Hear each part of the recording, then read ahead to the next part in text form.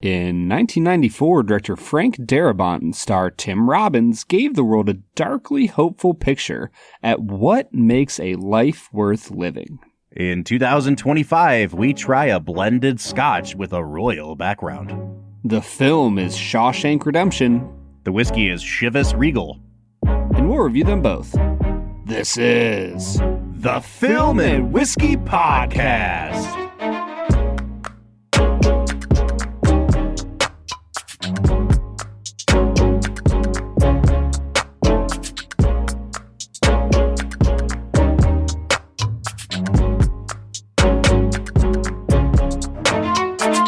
Welcome to the Film and Whiskey Podcast, where each week we review a classic movie and a glass of whiskey. I'm Bob Book. I'm Brad G. And this week we are returning to 1994 and to the film The Shawshank Redemption. Apparently, the greatest film ever made, Brad. Yeah, absolutely. IMDb is impeccable and unimpeachable in its selection of top movies of all time. I remember when this became the highest rated film on IMDb. And it's interesting because I think for a little while it was The Godfather, and then Shawshank slowly worked its way up to number one, and it has just stayed there forever. And it's been really interesting to see that this movie never, ever, ever, ever falls out of the number one position. Because I don't know anyone in my real life, Brad, who would say that the greatest film ever made is The Shawshank Redemption.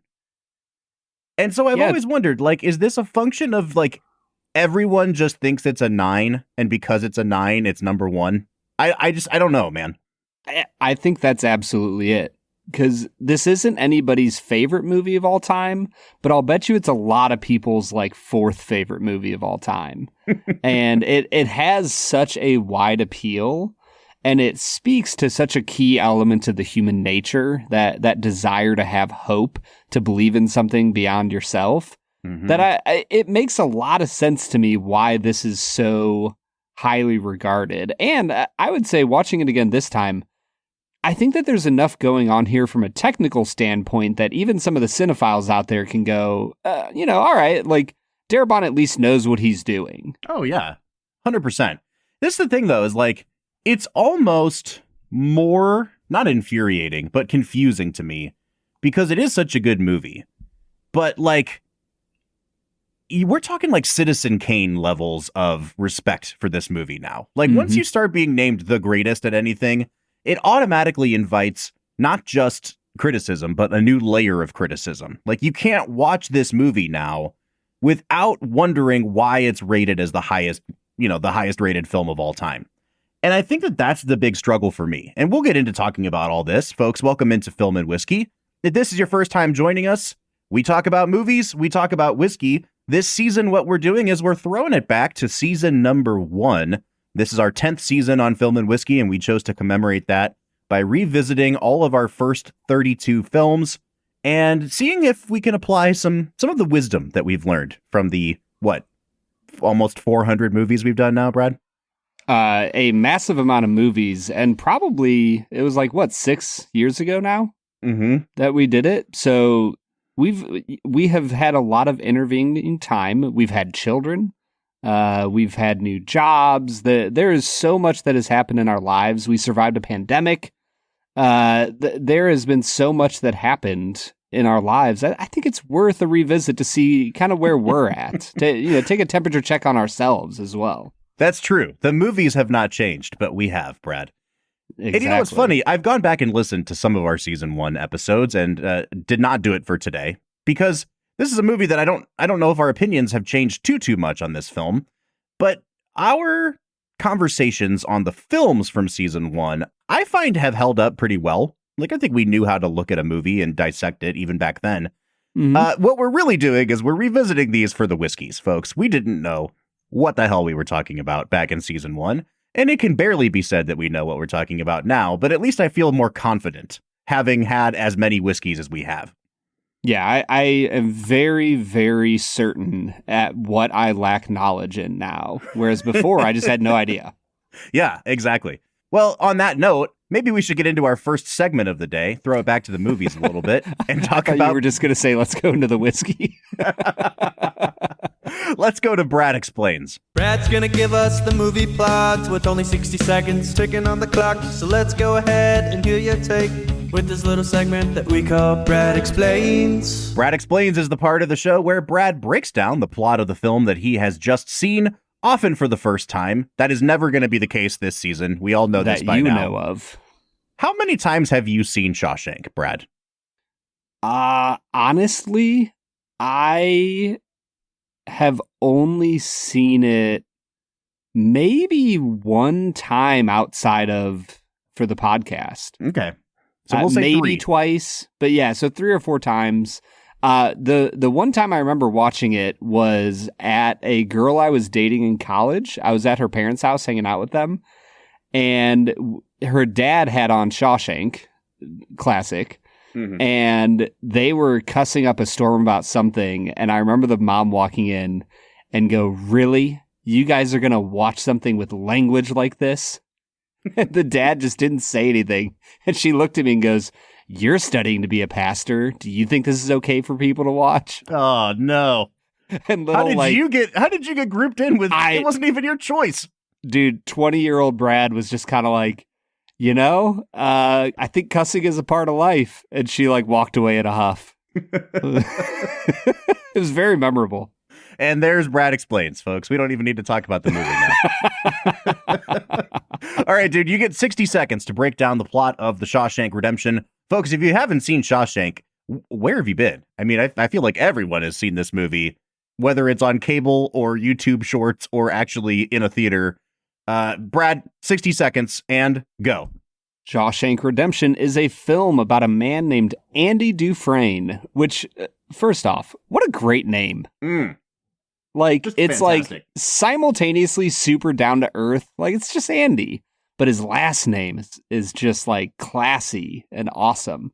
Andy Dufresne is framed for the murder of his wife and her lover and is sent to Shawshank Prison, where he meets Red, played by the illustrious Morgan Freeman, and they begin a decades-long journey into friendship, surviving the prison, and slowly finding their way out of the prison. Red through a parole release, and Andy through escaping the prison.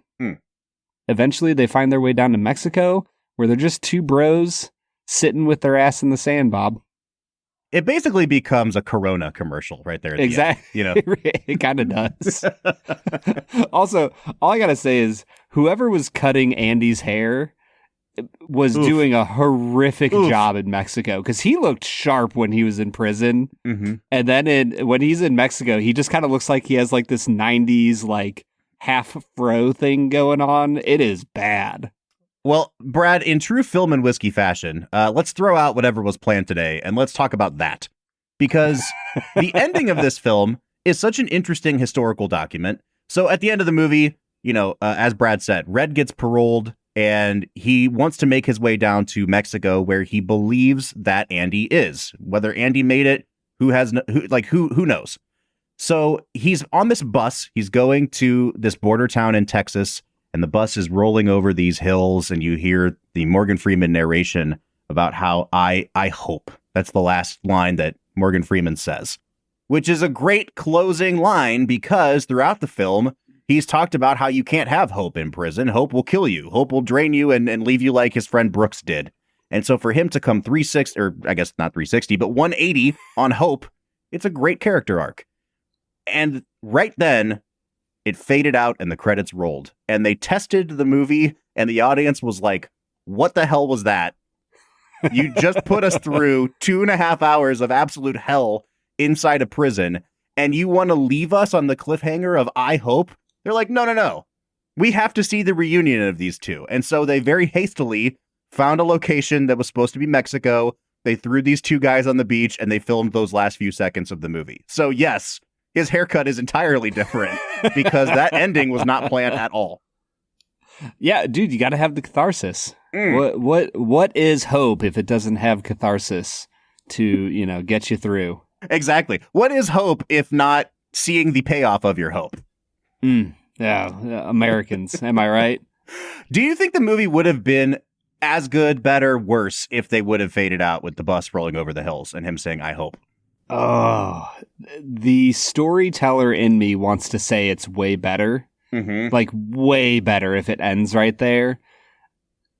The person in me who, like, wants to make money is like, yeah, you got to give the people what they want. But then nobody bought tickets to the movie.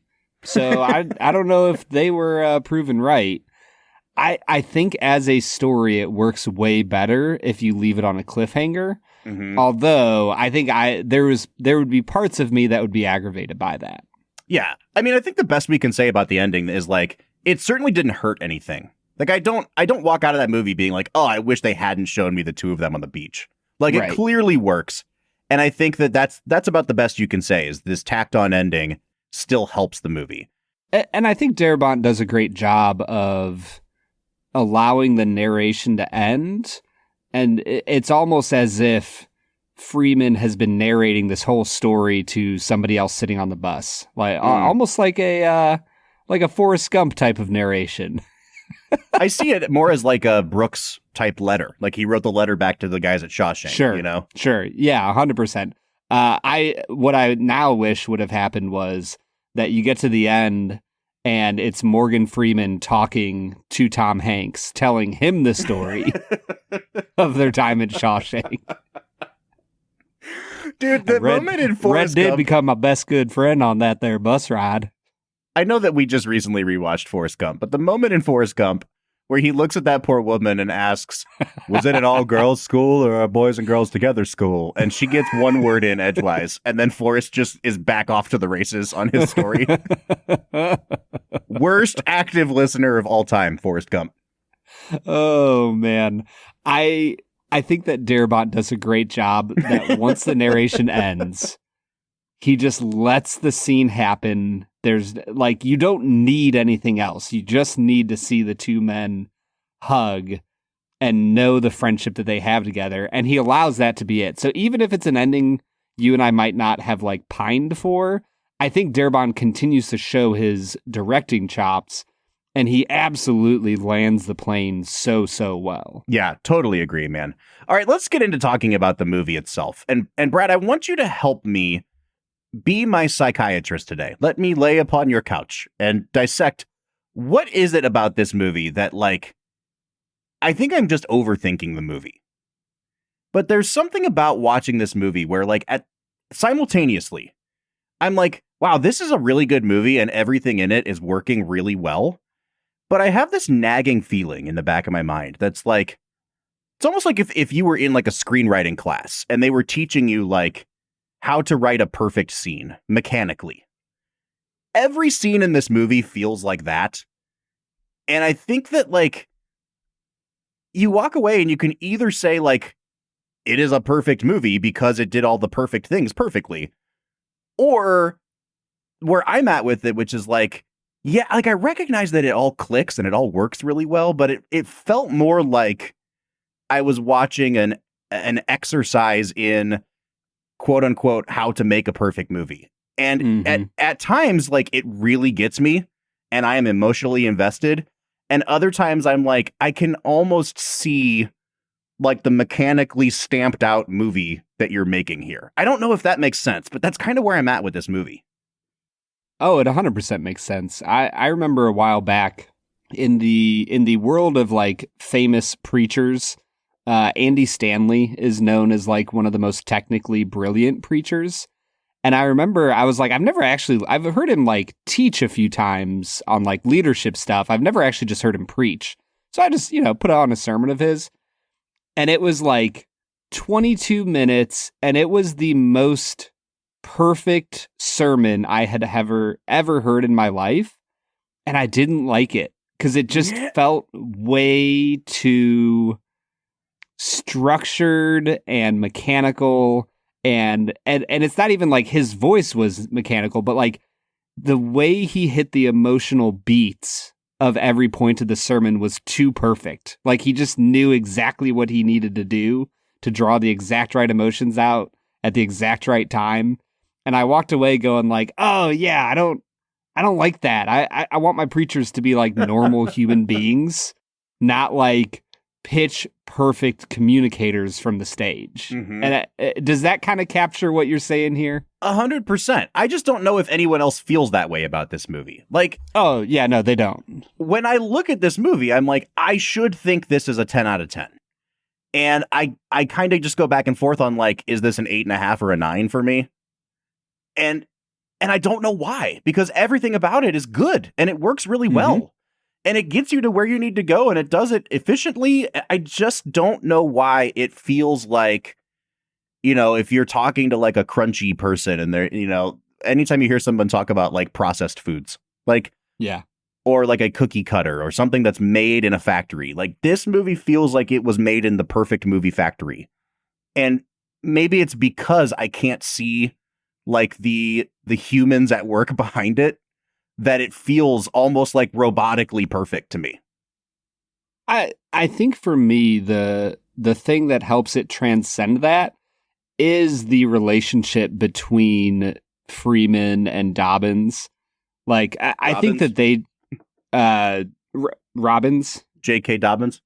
J.K. Dobbins. Yes, that is, sorry, Tim Robbins. I think that the relationship between Freeman and Robbins is just, they have so much on-screen chemistry that while all of the secondary characters in the movie are like perfectly fine, really good secondary characters, it's the relationship between them that really makes this movie shine. And you just have two really great actors with a really great script delivering really great performances. And for me, that's the thing that like bumps this movie up into that 9.5 category. It sounds like we're like previewing our final scores, which we might be. I guess for me, I think what you said earlier is true. It's not that this is the perfect movie.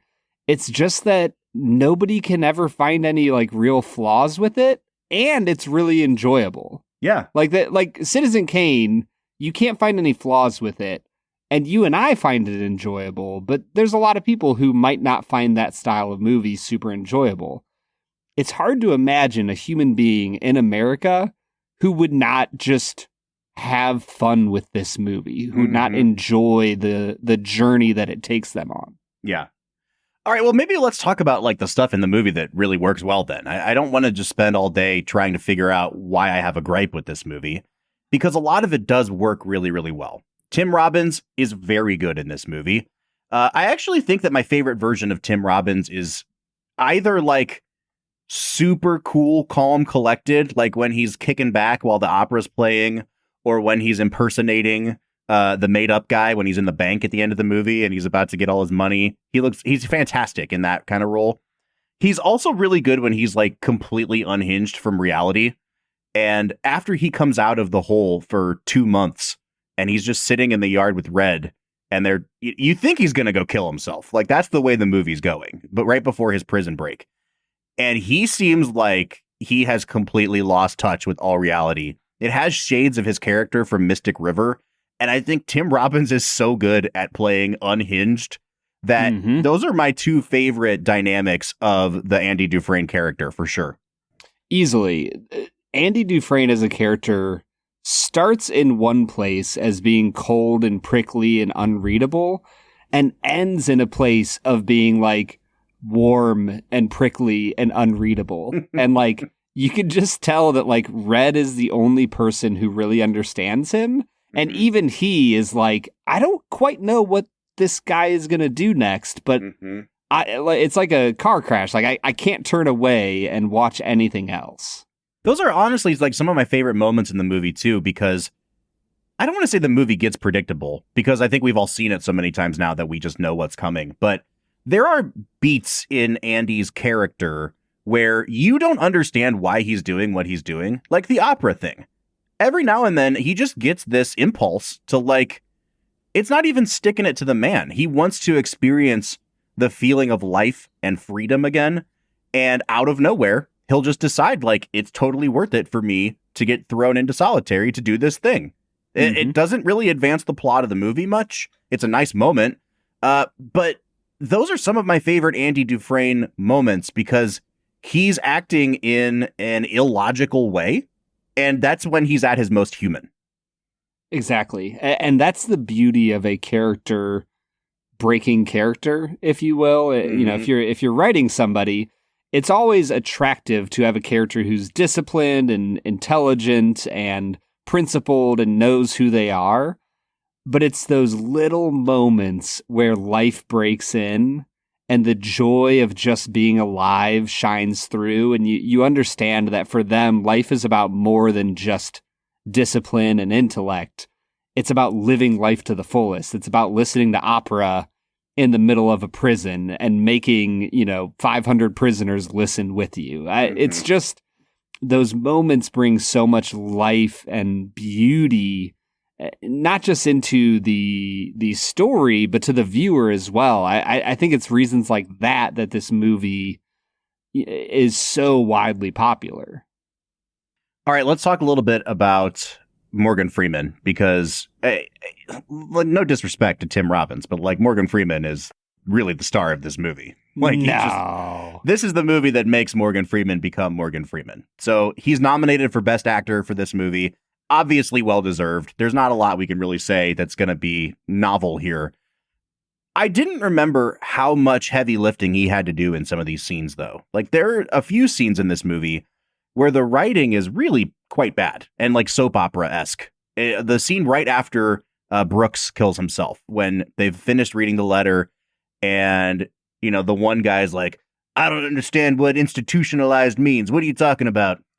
and he goes on his little soliloquy about like, these walls, they'll get you. Like, it's really bad writing, dude. And yet it's Morgan Freeman. So you're just like, yes, this is how someone would talk in the real world, because Morgan Freeman has convinced me that that's how someone would talk in the real world.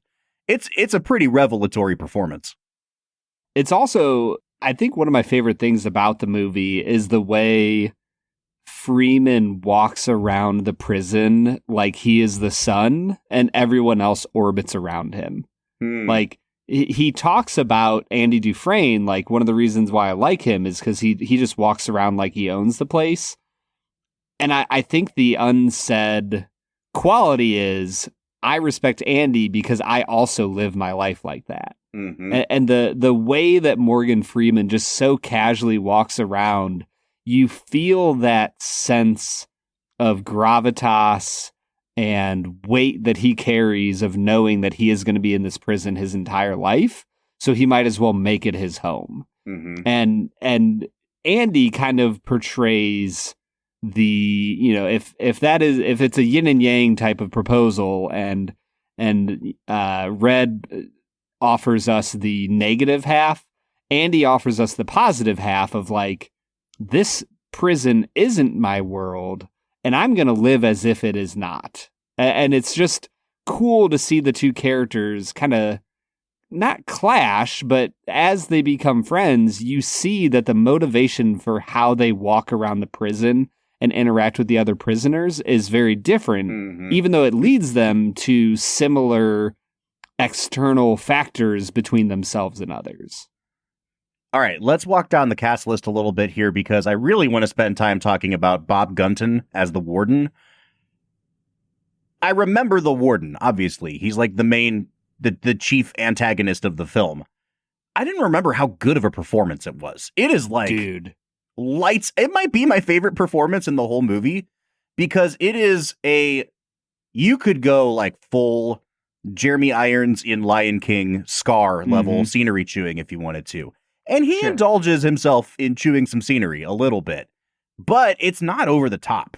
And I think the moment that it really clicked for me, what a great performance it was, is after they shoot Tommy and he comes down to visit him when he's in solitary, and Tim Robbins is like writhing around on the ground, and he comes in and he starts threatening him, basically like, if you do that ever again, like, I will cast you down with the sodomites. And he starts like enumerating all these things that will happen to him. And he says, like, are you getting me now?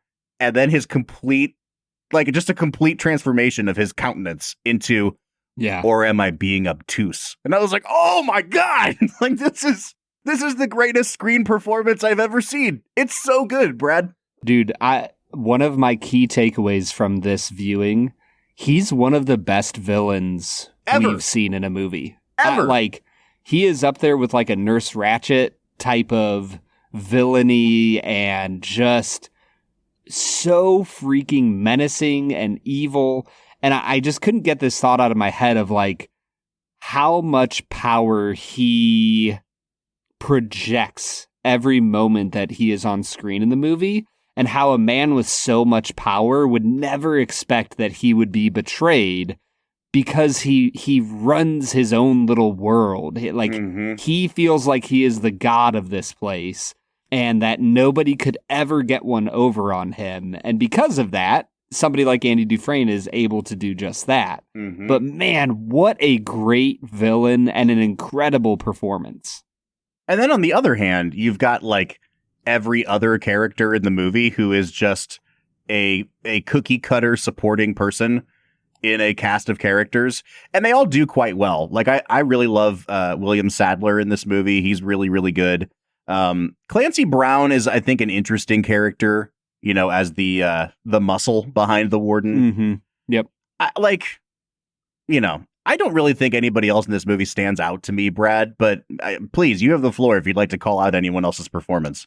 Brian Libby as Floyd was just stunningly good, Bob. Who could forget Floyd? Do you remember who Floyd was? I do, actually, because he looks like there's a singer named Tom Waits who acts in some movies. He does look like Tom Waits. Yeah. So I was like, oh, is that actually Tom Waits? It's not. It's Floyd. If there is one person that we should talk about, and I'm sorry for cutting you off because I need to correct myself immediately, it is James Whitmore as Brooks. And quite frankly, the best 5 minutes of this movie are the Brooks subplot after he gets out of prison. It is crushing and heartbreaking, and it is this movie makes me cry at a couple different points. No more so is it earned than in that Brooks montage, dude.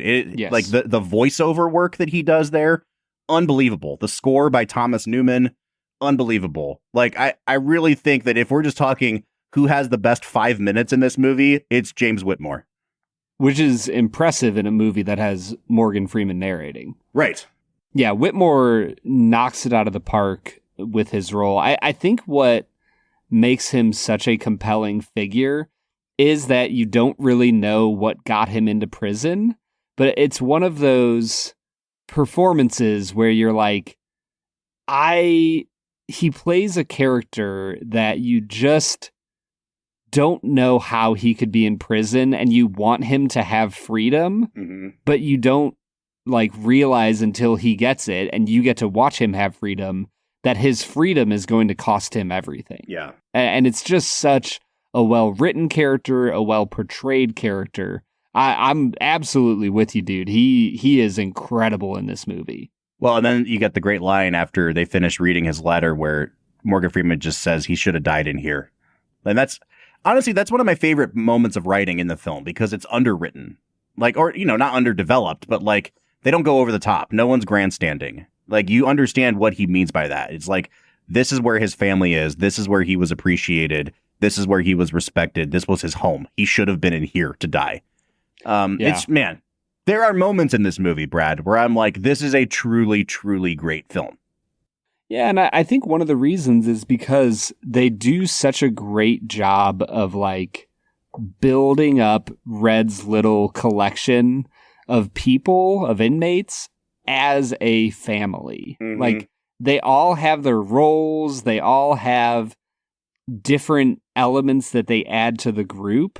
But by the end of the film, you understand why it would be so hard for Red or Brooks to leave, because they truly do have a community. And the saddest part for me is after Andy escapes, there's that scene where they're sitting in the mess hall, eating their food, talking about Andy. And the way they do it, it's almost like this nostalgic, my kid went off to college, but I'm never going to see them again type of conversation. And it's supposed to be heartwarming, I think. But for me, it was almost heartbreaking the idea that these men would lose a member of their family. Mm-hmm.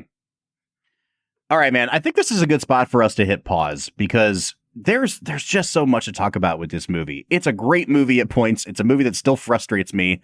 Let's press pause here. Let's go drink some cheap scotch. What do you say? I am ready. Let's do it.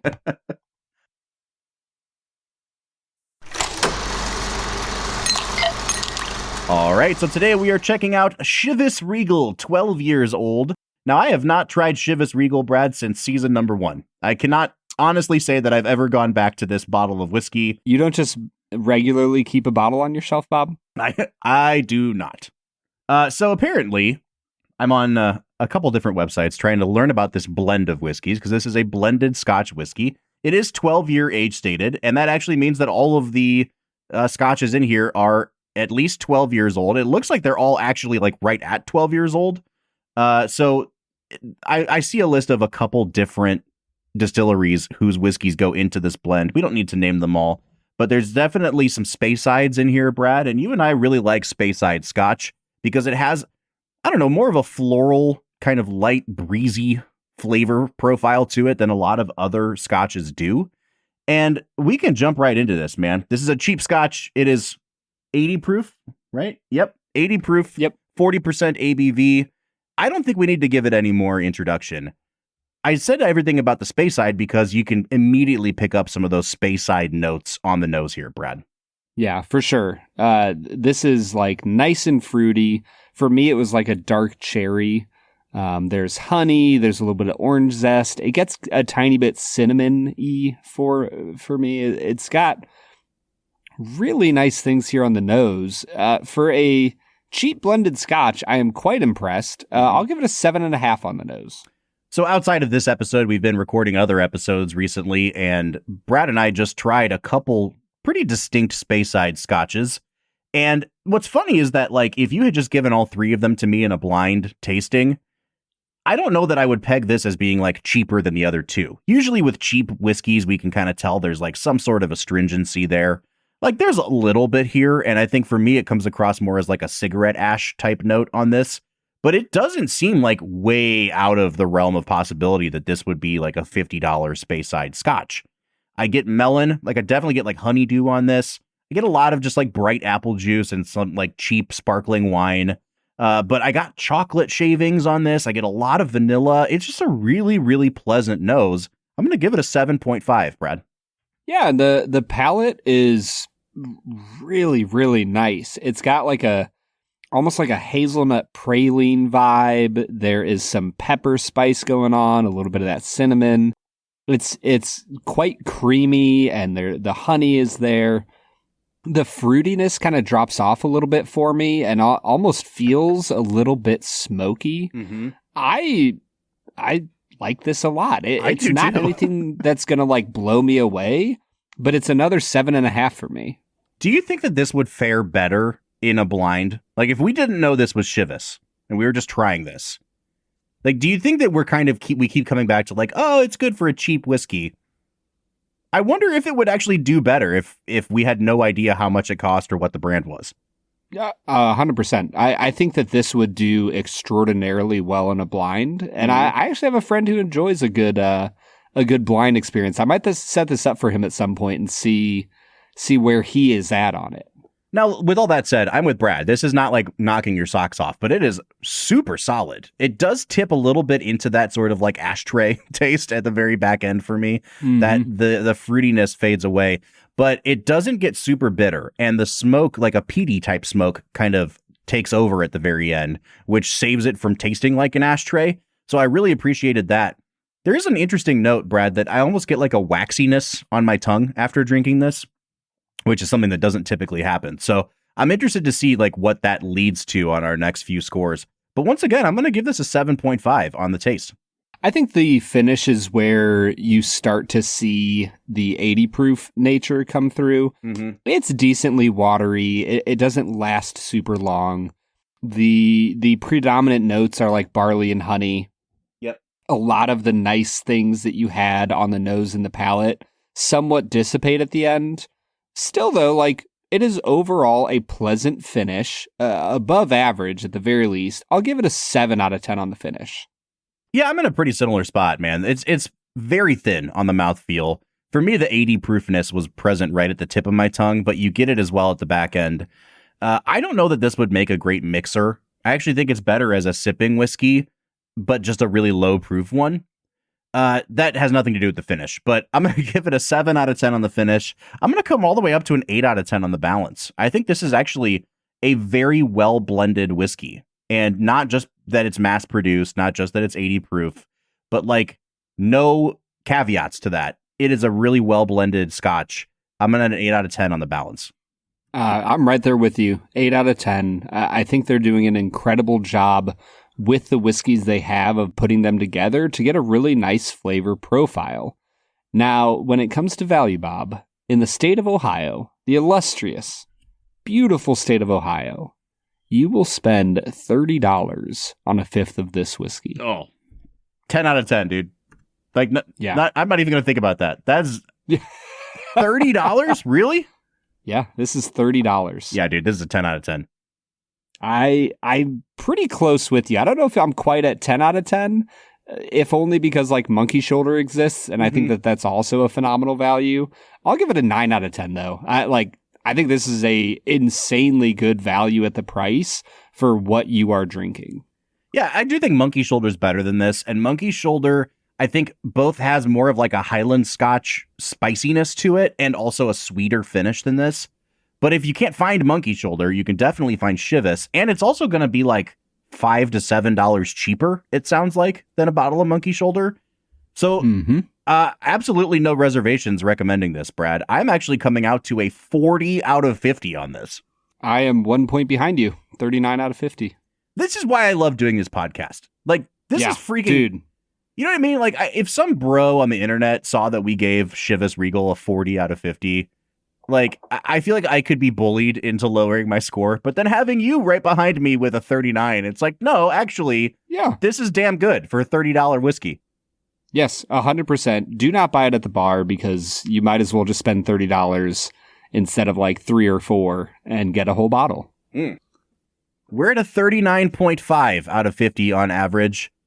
This is, again, a no-brainer recommendation.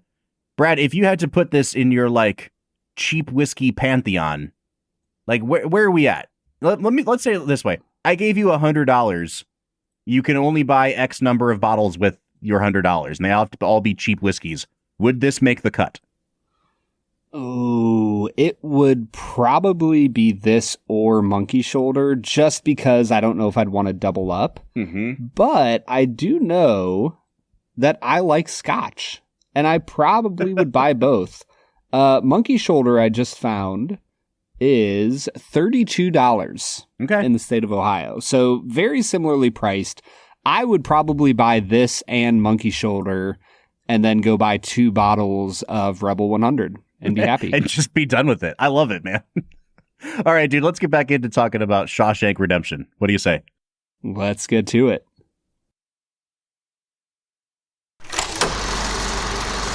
All right, everybody, that was Chivas Regal 12-year, a Scotch that we just absolutely loved, Bob. I'm a big fan. This, like, a very pleasant surprise. Yeah, that you only spent $30 on, which is insane. In fact, I spent $2 on it because I bought myself and you a $1 50 ml sample. Yeah, dude. That is the best. That's what we really should have recommended. Don't try it at the bar for $5. Go buy a $1 plastic bottle of it and down it. The microplastics are really what make it taste good, I think. Yeah, I mean, it's like microplastics and MSG. It is easily the greatest 2 things in the world. Oh, man. Hey, you know what else is one of the greatest things in the world? Oh, what's that, Bob? 2 facts and a falsehood. Brad is gonna try to stump you, Bob, to right and what is wrong. 2 facts and a falsehood. 2 facts and a falsehood is the part of the show where Brad presents me with 3 items as fact about the making of this movie, one of which is a complete lie. Brad, we're recording this entire season out of order, so I have no idea how I'm doing in 2 facts and a falsehood. but in true Andy Dufresne fashion, I'm going to hope. I'm going to say I'm doing quite well this season. I think you're doing amazing, Bob. Thank you so much, sir. Brad, hit me with those 2 facts and a falsehood. Fact number 1, the small bird in Brooke's pocket is not actually a crow, as seen later in the film, but a common grackle. The common grackle is not actually found in Maine, where the movie is set, but located primarily in the Midwest. A common grackle is usually my insult of choice for you. Ah, yes. It's a very good one for those born in Ohio. That's true.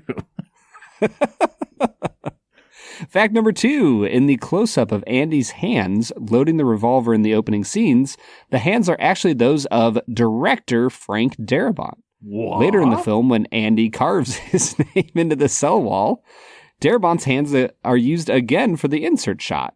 The close-ups were filmed during post-production, notably because Darabont felt that only he could do exactly what he wanted in the close-ups. Wouldn't it be funny if he used his hands for every character's, like for Morgan Freeman doing stuff? Oh, that's like the best line in the movie is when he goes, "Must be because I'm Irish." Then they show an insert shot of Darabont's Frank hands. Darabont's hands. Fact number 3, the opera song that Andy Dufresne plays over the loudspeakers is Canzonetta sul aria from Wolfgang Amadeus Mozart's The Marriage of Figaro. Originally, Andy was supposed to shut down the music as ordered by the warden. It was Tim Robbins' idea for Andy to actually turn up the volume of the record player in the scene. Well, 3 sounds pretty true. 1 sounded pretty true. What was number 2? The Frank Darabont's hands. Yes. 1 did sound pretty true, but I have no idea what a grackle is, Brad. You could just be made. That sounds like a made-up word. A grackle? I have no idea.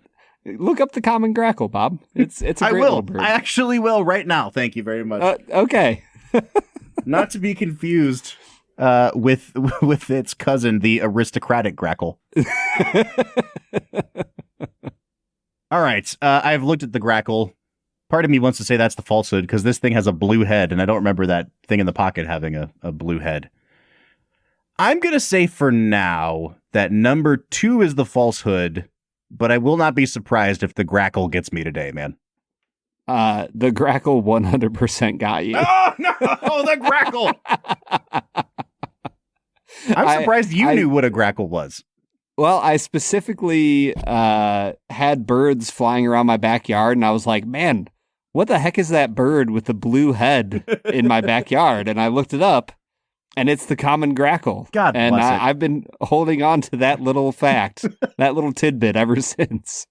I just love the common grackle. Like, you couldn't just call it a grackle. Yeah, no, it's not a grackle. It's a common grackle. The common grackle. The riffraff of grackles. You know, the Cardinals are running the nomenclature of the bird realm, and they've had a feud with the grackle family for quite some years now. All right, the freaking grackle got me, man. We should talk a little bit about the Ohio of this movie. So the film was mostly made at the former Mansfield Penitentiary in Mansfield, Ohio. And if you know anything about Mansfield, it is in the middle of nowhere. There is not much around. I've always wondered when they made this movie, like, where did they stay? Did they stay in Columbus? Did they stay like closer up towards like Akron, where I live? Because you know they didn't stay in Mansfield. Like, there's nowhere to stay unless they were living in a motel.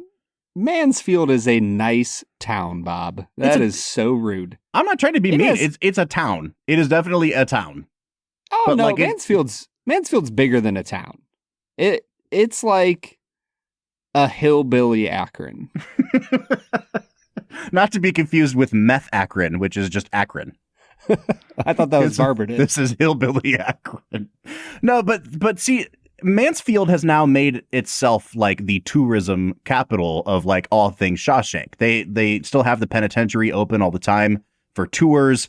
They had a big 30th anniversary thing a couple of years ago for the movie at a theater in Mansfield. Most of the cast came. Like, it's a big deal to the folks of Mansfield.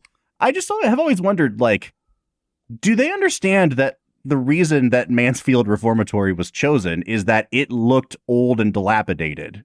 And like, they've kept it in the same shape it was in the movie. And so it's still old and dilapidated. I don't really know, like... You gotta take what you can get. I live less than an hour away from there. Like, I have never been to the Reformatory. I have no desire to go tour the Reformatory. Do you? Yeah. No. I feel like my dad at some point took like a little motorcycle trip around the country, not the whole country, but the country area of Medina and, Ashland, and ended up in Mansfield and did the tour because he likes stuff like that. I'll have you know that the population of Mansfield, Ohio was 52,000 people in 1994. So, bustling metropolis of the countryside, if you will. Listen, at the end of the day, they made a great movie less than an hour away from where I live. It is just hilarious, though, because, like, if all you've ever seen of Ohio is Mansfield, like, you would think that Ohio is very different than what it actually is. It kind of feels like when they set, what was that television show about pop kids, about choir kids that was set in Ohio? Glee? Yeah. Yeah, Glee was set in like Lima or Xenia, Ohio. And I'm just kind of like, I don't know if the people who made the show have ever been there. This is not what Northwestern Ohio looks like. Not even a little bit, man. Okay, Brad, let's talk a little bit more about the movie itself. And I'd like to kind of turn it over to you. There's a lot of great things going on in this movie. There are some obviously killer scenes in the film, memorable moments. I don't really know, like, do we need to be on record talking about every one of them? Everyone's seen Shawshank. Everyone has an opinion. Where should we go from here? I'm actually kind of curious. Do you think that there is a single person who will listen to this episode that has not seen Shawshank? No. Like, truly, do you think there's a single person? 100% of our audience has seen this movie before listening to this episode. I'm going to say yes. I'm going out on a limb. I'm going to say yes. Although, in fact, I am always surprised. I get texts from people or like messages on our website page that say like, hey, I watched this movie for the first time after I listened to your episode about it because you guys praised it so much. And first of all, thank you so much. Like, that means a whole lot to us. Also, like, I'm shocked people listen to a whole episode of a movie they haven't seen wherein we spoil the movie. Yeah. So, like, Bob, it must be our sparkling personality. It has to be, man. That or the whiskey. The Chivas Regal is bringing the folks in today. Oh, I 100% know that there are people who don't listen to the movie at all and just listen to our whiskey reviews. Listen, we'll take those downloads however we can get them. Let's go. Yeah, I think the beauty of Shawshank really lies within the messaging that humans have an opportunity to choose hope regardless of the circumstance that they find themselves in. Like, the most dour and darkest moment of Andy Dufresne's life is when he is sitting in that car outside of his wife's and lover's house thinking about murdering them. And even in that moment, he chooses hope. He drives away, throws the gun into a river to his own detriment, and, chooses to believe that life can get better from this dark night of the soul. Mm-hmm. And I think that's what makes this movie so universally beloved, is like, everybody wants to think that they could be Andy Dufresne, that they could choose hope no matter what is happening in their lives. Oh, I thought there was a but coming. I was waiting for the second half of that. Everybody wants to think that, but they can't.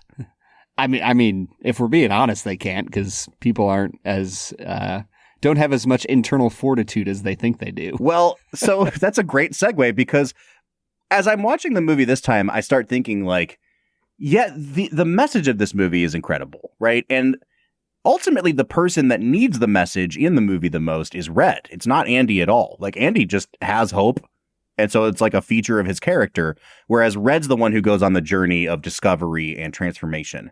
But it is funny, though, that like Andy is espousing hope throughout the movie.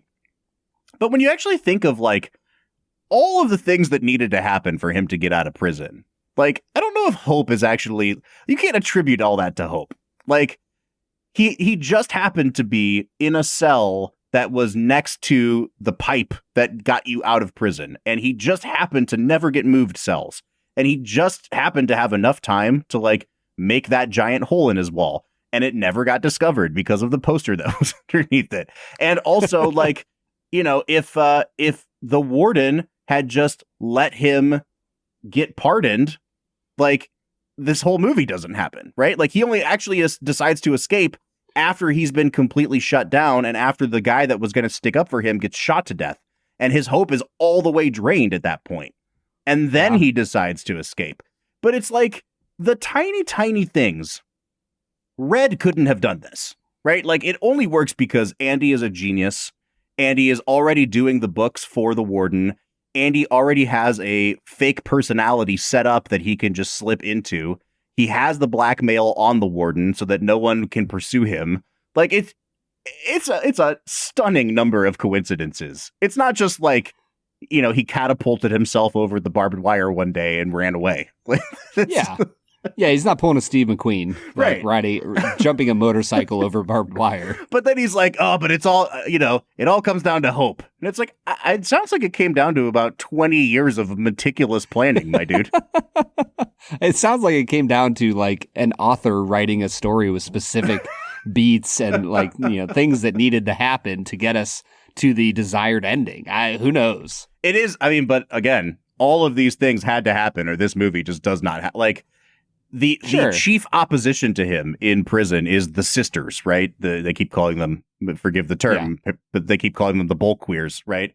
And because he curries favor with the guards, even before the warden, the guards stick up for him, beat up the head of the sisters, and then no one ever messes with Andy or any of his friends for the rest of the movie. It like you for would decades think, more in prison. You would think prison was a utopia based on the way the inmates interact with each other for the rest of this film. Like, I have never seen such friendship. It's such a beautiful thing to happen in such a dark place, Bob. I'm just so inspired. Which leads me ultimately back to where I started. This is a really, really great movie. And yet there is just something keeping me from giving it the 10 out of 10 that it consistently asks me to give it.